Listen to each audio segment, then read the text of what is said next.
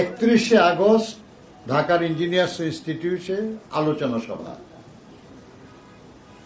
1 September ভোরে BNP এবং বিএনপির কেন্দ্রীয় এবং সারা দেশের সকল কার্যালয়ে দলীয় পতাকা উত্তোলন হবে।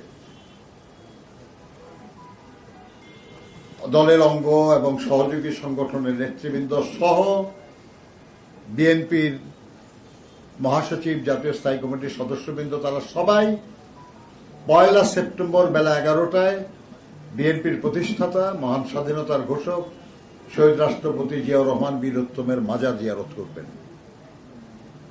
1 সেপ্টেম্বর 1 সেপ্টেম্বর দেশের সকল মহানগর এবং জেলায় আলোচনা সভা এবং বর্ণাঢ্য র্যালি অনুষ্ঠিত হবে।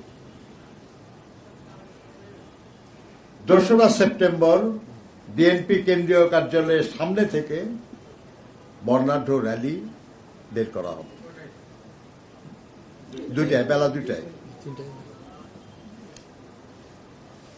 3 সেপ্টেম্বর এই উপলক্ষে ক্রয়পত্র বের করা হবে, এই উপলক্ষে পোস্টার করা হবে, এগুলো আপনাদেরকে আমরা বলেছি। 3 সেপ্টেম্বর দেশের সকল উপজেলা এবং পৌর এলাকায় আলোচনা সভা এবং র্যালি অনুষ্ঠিত হবে। 4 সেপ্টেম্বর আমরা আলোচনা করেছি একটু, যে 4 সেপ্টেম্বর আমাদের সকল মহানগর, জেলা, উপজেলায়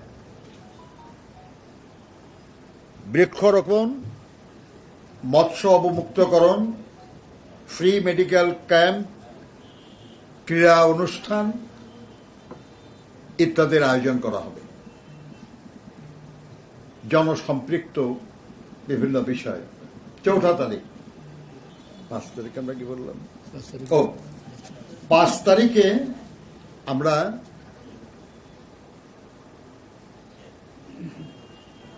প্রতিষ্ঠাবার্ষিকী উপলক্ষে একটা গোল টেবিল বৈঠক, সমসাময়িক বিষয় নিয়ে, প্রাসঙ্গিক সব বিষয় নিয়ে একটা গোল টেবিল বৈঠকের আমরা পরিকল্পনা করেছি।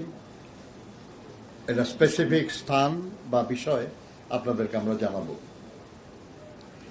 সব মিলিয়ে আমরা প্রায় সপ্তাহব্যাপী একটা কর্মসূচির আয়োজন করেছি।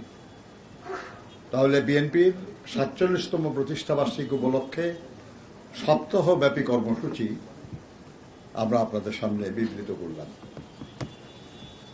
আমরা এইসব কর্মসূচি পালনে যারা শুধু ঢাকায় আছেন আপনারা তারা না, সারা দেশে আমাদের যত সংবাদ কর্মীরা আছেন, সংবাদ মাধ্যমের কর্মীরা আছেন, আমরা সবার সহযোগিতা চাই, অনুরোধ করছি সেই সহযোগিতা। আমরা বিএনপির পক্ষ থেকে শুধু অনুষ্ঠান নয়, আমাদের এই সময়ের যে বক্তব্য, এই বক্তব্যগুলি জনগণের কাছে পৌঁছে দেওয়ার জন্য আপনাদের কাছে আমাদের অনুরোধ থাকছে।